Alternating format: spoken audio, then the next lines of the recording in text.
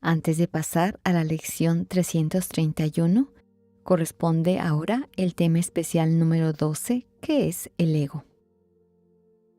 Textualmente dice: el ego no es otra cosa que idolatría. La idolatría para el curso es la forma en que el ego sustituye la conexión con Dios. Cualquier cosa que reemplace la verdad de nuestra verdadera naturaleza, el yo falso, el cuerpo, el sistema de pensamiento, todo eso para el curso es idolatría. Y dice, es el símbolo de un yo limitado y separado, nacido en un cuerpo, condenado a sufrir y que su vida acabe en la muerte. Es la voluntad que ve la voluntad de Dios como su enemigo y que adopta una forma en la que ésta es negada. El ego es la prueba de que la fuerza es débil y el amor temible. Y solo lo que se opone a Dios es verdad. El curso nos enseña que el ego es una construcción mental basada en la creencia en la separación. Es esa parte de nuestra mente que se tomó en serio la creencia de que lo imposible fue posible y ahora nos hemos convertido en un cuerpo limitado. Nos hemos convencido de que estamos destinados a sufrir y que la muerte es nuestro destino final. En esencia, el ego es como un programa mental que nos hace sentir pequeños, vulnerables y separados en contraposición a nuestra verdadera naturaleza de amor, unidad y eternidad. Y es hacia ese reconocimiento a donde nos lleva este curso a través de su entrenamiento. 2. El ego es demente, lleno de miedo, se alza más allá de lo omnipresente, apartado de la totalidad y separado de lo infinito. En su demencia, cree también haber vencido a Dios, y desde su terrible autonomía ve que la voluntad de Dios ha sido destruida. Sueña con el castigo y tinieblas ante las figuras de sus sueños, sus enemigos que andan tras él queriendo asesinarlo antes que él pueda proteger su seguridad atacándolos primero. ¿Cómo se manifiesta este estado mental en nuestra vida? Bueno, pues a través de nuestras relaciones interpersonales. Esa necesidad que tenemos de tener la razón, la necesidad de competencia, el estado de alerta, la anticipación al fracaso, la inseguridad permanente, la fugaz felicidad, las reacciones emocionales, etc., básicamente es el estado permanente de conflicto interno que se proyecta en el exterior, donde parece que todo nos amenaza. 3. El Hijo de Dios no tiene ego, es decir, nuestra verdadera identidad, nuestro estado mental de conexión con Dios. ¿Qué puede saber Él de la locura o de la muerte de Dios cuando mora en Él? ¿Qué puede saber de penas o de sufrimiento cuando vive en una dicha eterna? ¿Qué puede saber del miedo o del castigo, del pecado o de la culpa, del odio o del ataque, cuando lo único que le rodea es paz eterna, por siempre imperturbable y libre de todo conflicto, en la tranquilidad y silencio más profundos?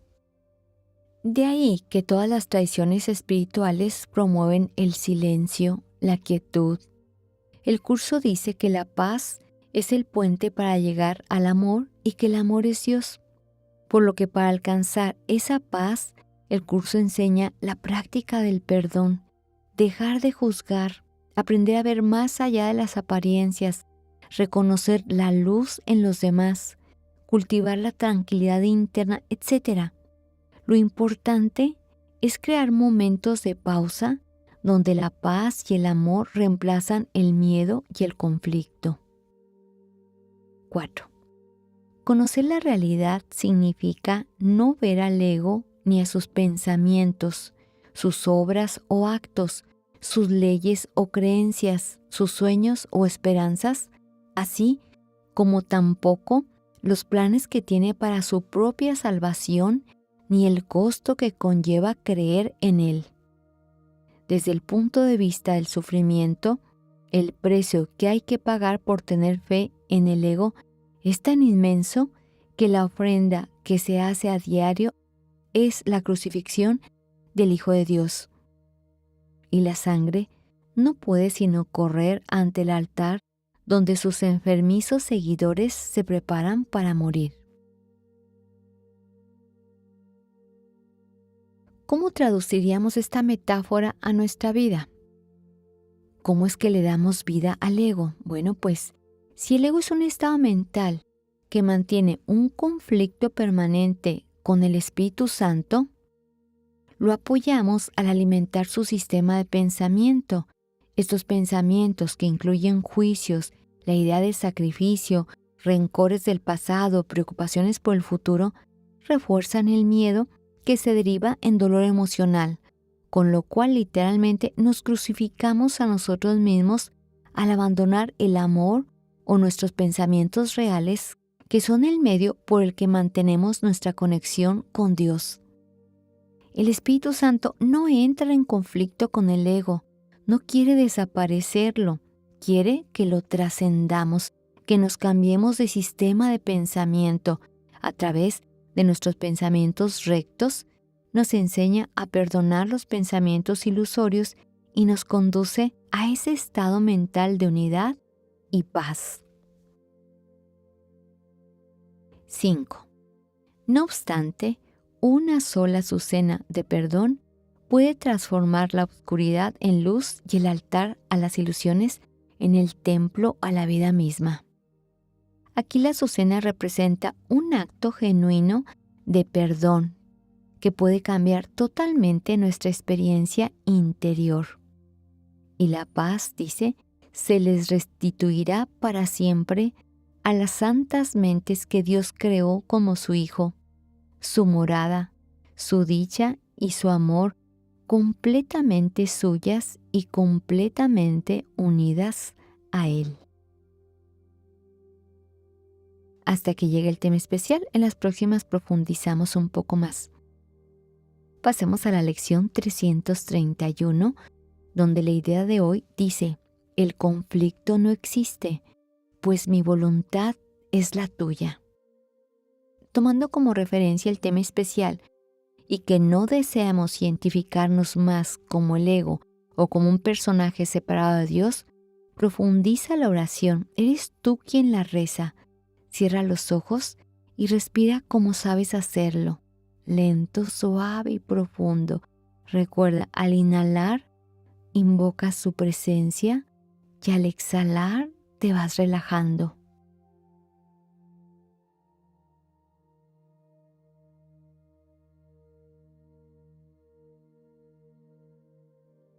Y en esa parte de la mente que es tan pura, déjate envolver por el amor para reafirmar que no tenemos más voluntad que aceptar la guía del Espíritu Santo para restituir nuestra mente de unidad.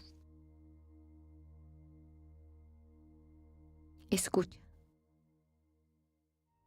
Padre, qué absurdo creer que tu Hijo podía causarse sufrimiento a sí mismo.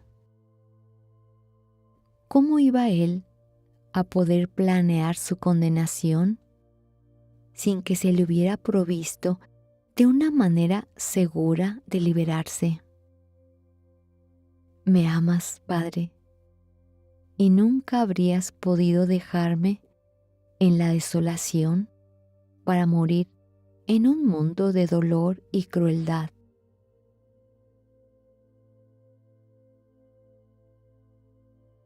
¿Cómo pude alguna vez pensar que el amor se había abandonado a sí mismo? No hay otra voluntad que la voluntad del amor.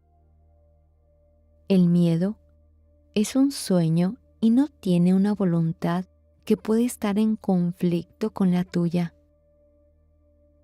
Estar en conflicto es estar dormido. Estar en paz es haber despertado. La muerte es una ilusión. La vida, la eterna verdad. Nada se opone a tu voluntad. El conflicto no existe, pues mi voluntad es la tuya. Déjate envolver por esta luz del conocimiento. El perdón nos muestra que la voluntad de Dios es una sola y que la compartimos. Contemplemos los santos panoramas que hoy nos muestra el perdón, de modo que podamos encontrar la paz de Dios.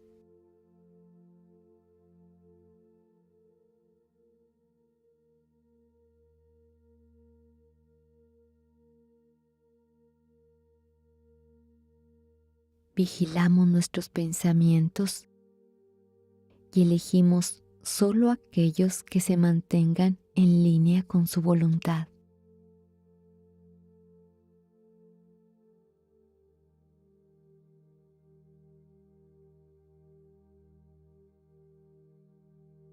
El conflicto no existe cuando no hay más voluntad que la de Dios en nuestra mente.